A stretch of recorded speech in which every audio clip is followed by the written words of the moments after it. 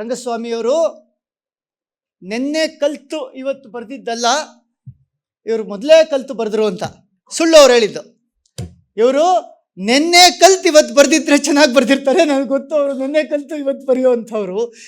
ಆ ಒಟ್ಟು frame of reference ಅವ್ರಿಗೆ 20-30 ವರ್ಷದ್ದು ಇರಬಹುದು, ಅದು ಇದ್ದೇ ಇದೆ. ಆಬ್ವಿಯಸ್ಲಿ ಈಸ್ ಅನ್ ಎಕ್ಸ್ಪರ್ಟ್, ಅದೆಲ್ಲ ನಾನು ಹೇಳ್ತಾ ಇರೋದು. ಆದರೆ ಇವತ್ತಿನ ಮಾರುಕಟ್ಟೆಯಲ್ಲಿ ನಿರಂತರ ಕಲಿಕೆಯಿಂದ ಮಾತ್ರ ನೀವು you can stay relevant. In fact ಇದು ನಾನು ಹೇಳ್ತಾ ಇರೋ ರಂಗಸ್ವಾಮಿಯವ್ರಿಗೆ ನಾನು ಹೇಳ್ತಾ ಇರೋ ಪಾಠ ಅಲ್ಲ, ರಂಗಸ್ವಾಮಿಯವರೇ ಈ ಪುಸ್ತಕದಲ್ಲಿ ಆ ಪಾಠನ ಹೇಳಿದ್ದಾರೆ. ನಿರಂತರ ಕಲಿಕೆಯಿಂದ ಮಾತ್ರ ನೀವು you can stay ahead of it ಅಂತ. ಮತ್ತು ತುಂಬ ಸುಂದರವಾಗಿ ಅವರು ಚಿತ್ರಗಳನ್ನು ಕಟ್ಕೊಟ್ಟಿದ್ದಾರೆ.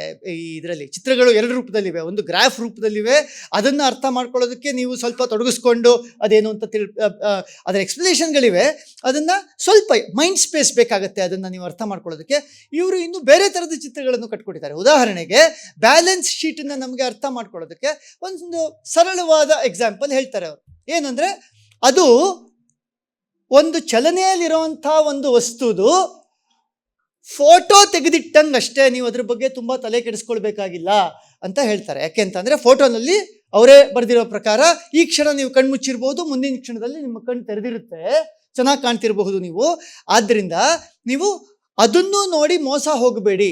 ಅದನ್ನು ಅರ್ಥ ಮಾಡಿಸೋದಕ್ಕೆ ಈ ಥರದ ಪ್ರತಿಮೆಗಳನ್ನು, ಈ ಥರದ ಚಿತ್ರಣಗಳನ್ನು ತುಂಬ ಚೆನ್ನಾಗಿ ಕಟ್ಕೊಟ್ಟಿದ್ದಾರೆ. ಅಥವಾ ರೇಷಿಯೋಗಳ ಬಗ್ಗೆ ಮಾತಾಡ್ತಾ, 100 ರೇಷಿಯೋಗಳು ಬರುತ್ತೆ ಸ್ಟಾಕ್ ಮಾರ್ಕೆಟ್ ಬಗ್ಗೆ ನಾವು ಮಾತಾಡಬೇಕಾದ್ರೆ. ರೇಷಿಯೋಗಳ ಬಗ್ಗೆ ಮಾತಾಡ್ತಾ, ಇದು ಕೇವಲ ಬ್ಲಡ್ ಟೆಸ್ಟ್ ಇದ್ದಂಗೆ ಅಷ್ಟೇ ಅಂತ, ಕನ್ಕ್ಲೂಸಿವ್ ಅಲ್ಲ ಇದರಿಂದ ನೀವು ಡ್ರಾ ಮಾಡುವಂಥದ್ದು. But it is only indicative, ನಿಮಗೆ ಒಂದು ದಾರಿನ ಸೂಕ್ಷ್ಮವಾಗಿ ಇದು ತೋರಿಸಬಹುದು ಅಷ್ಟೇ ಅನ್ನೋವಂಥದ್ದನ್ನು ಕಟ್ಕೊಡ್ತಾರೆ. ಸುಮ್ಮನೆ ನೀವು ರ್ಯಾಂಡಮ್ ಆಗಿ ಇವ್ರ ಪುಸ್ತಕನ ತೆಗೆದು ಏನೋ ಒಂದು ನೋಡಿದ್ರೂ even for a layman there is something to take back. Okay, so ಈಗ ಅವ್ರು ಹೇಳ್ತಾರೆ, ನಾವು ಎಕಾನಮಿ ಲೆವೆಲ್ಲಿಂದ ಇಂಡಸ್ಟ್ರಿ ಲೆವೆಲ್ಗೆ ಬಂದು ಆಮೇಲೆ ಕಂಪನಿ ಲೆವೆಲ್ಗೆ ಬಂದು ಕಾಂಪಿಟೇಟರ್ಗಳನ್ನು ಅನಲೈಸ್ ಮಾಡಿ ನಮ್ಮ ಹೂಡಿಕೆಯ ನಿರ್ಧಾರವನ್ನು ಮಾಡಬೇಕು. ಜೀವನ ಹೇಗೋ ಹಾಗೇನೆ ಸ್ಟಾಕ್ ಮಾರ್ಕೆಟು ನಮಗೆ ಬಿಗರ್ ಪಿಕ್ಚರ್ ಮೊದಲು ಗೊತ್ತಿರಬೇಕು.